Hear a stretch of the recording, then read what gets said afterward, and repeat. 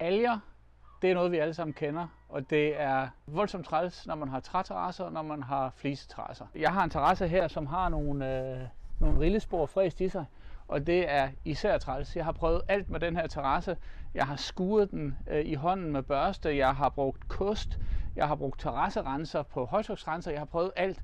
Men der er bare en tendens til, at de alger, der er i luften, de sætter sig ned i de her riller, og så er de umulige at få op igen. Sidste år der fik den her terrasse en helt stor tur og blev malet med sådan en oliebaseret træbeskyttelse fra Flügger. Og det har egentlig holdt fornuftigt, men jeg kan jo se allerede nu, jamen så er algerne på vej tilbage. Jeg har den her terrasse, og så har jeg nogle fliser herovre, som vi lige kan prøve at gå over og kigge. Og her kan I se, at det her, det er sådan helt traditionel flisepest. Der er lidt alger og lidt forskellige sager, og hernede der har parasolfoden stået, så der kan man se, hvordan det oprindeligt var. Men den maskine, jeg skal vise jer nu, den kan faktisk både terrassen i træ og fliserne af beton. Så lad os prøve at gå hen og kigge på den. Det er den her maskine her fra Kärcher, der er kommet.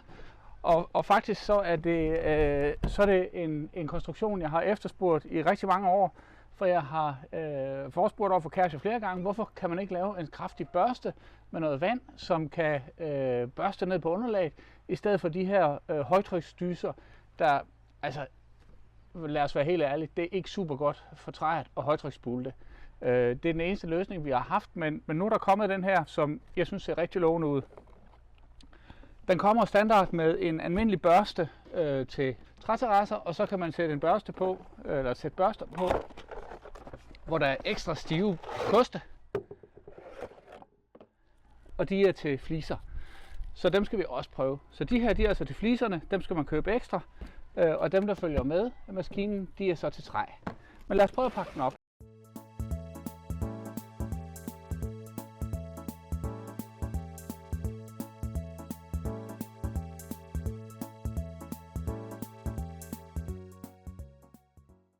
Og den ser simpelthen bare sådan her ud. Det er en 230 volts maskine, som bruger vand direkte fra vandhanen. Så det vil sige, at selvom alt med batteri og akku, det er super praktisk, jamen så har vi her behov for noget, hvor der er konstant kraft i maskinen, og du kan bruge den i lang tid, og du har en ubegrænset vandtilførsel via vandslangen. Så nu prøver jeg lige at finde nogle ledninger frem og noget vand, og så kan vi prøve at teste den her på terrassen og se, hvad der sker. Okay, nu har vi noget vandtryk på. Så synes jeg, vi skal prøve at starte maskinen og se, hvordan den arbejder. Herhenne, hvor det her træ, altså den her del af terrassen, får masser af lys, jamen der er der ikke så store problemer med alger. Men hvis vi går herhen, så kan vi se, at der er lidt mere af det. Så lad os prøve det, inden vi tester, hvordan den kører på stenterrassen. Vi kan lige prøve at starte den her og se, hvordan det hele virker. Jeg tænker, at man skal ikke bruge mere vand, end det der er behov for. Så det at lukke op på fuld tryk, det tænker jeg ikke er en god idé. Så vi prøver sådan moderat, og så ser vi, hvordan den kører.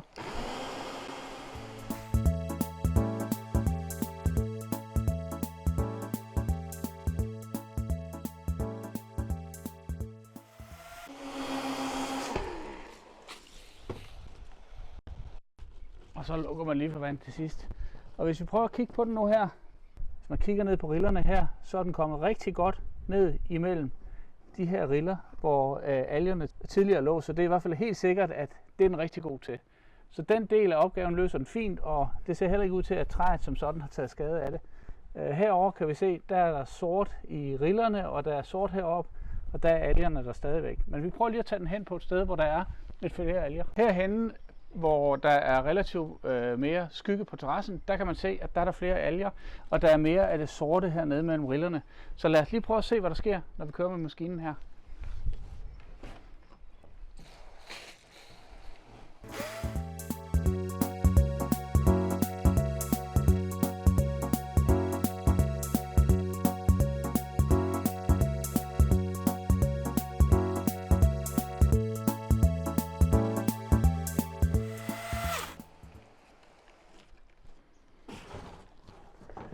Og det vi kan se her, det er faktisk rigtig, rigtig spændende, fordi nu kan vi se, at vi kommer godt i bund, og vi kommer ned i rillerne, og der hvor den maling, jeg gav det sidste sommer, ikke har kunne komme til, fordi algerne lå der, ja, der bliver der nu lyse skjolder.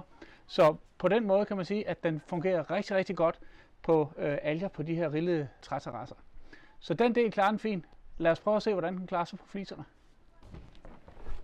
Når vi skal køre på fliser på sten, så skal vi skifte børsterne til de kraftige børster, og det gør man ved at skrue dem her af.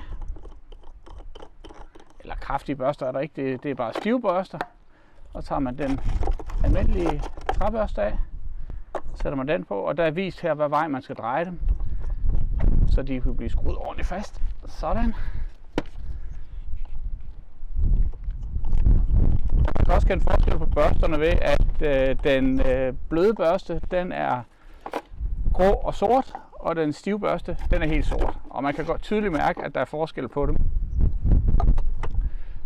Og så skal vi lige tjekke, at den skal drejes mod kørselsretningen her. Sådan. Så er vi klar til at prøve den. Lad os prøve at se, hvordan den klarer sig noget som noget rigtig god gedigen flisepest her.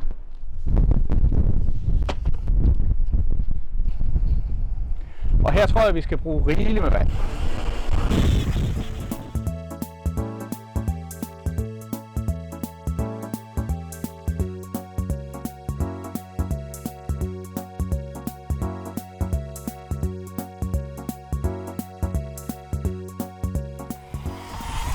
Okay, jeg har nu prøvet at rense de her 4 fliser, og man kan helt tydeligt se forskellen herfra og så herover til, hvor der ikke er renset. Det, der går hurtigst af, det er de almindelige overfladealger. Det, der er lidt svære for af, det er de her turkisgrønne algepestpletter, og de kræver lidt mere bearbejdning.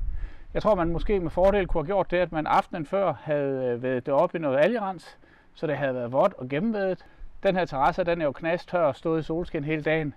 Det er det værst tænkelige udgangspunkt. Men i hvert fald, der er ingen tvivl om, at når jeg føler på overfladen, så er der ikke fuld af sten og grus, som der vil være, hvis jeg brugte min normale terrasserenser til min højtryksrenser. Så jeg tror godt, jeg tør at sige, at børsterne er mere skånsomme. Det kræver lidt mere arbejde, men de er mere skånsomme ved terrassen. På træterrassen, der er der ingen tvivl. Den er helt fantastisk super til det.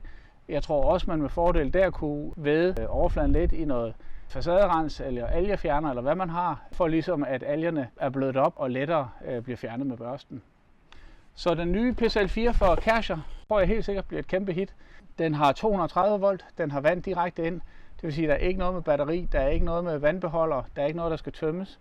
Det er fuld kraft hele tiden, du kan arbejde en hel eftermiddag, hvis det er det, du vil. Den har i hvert fald min anbefaling. Tak for nu.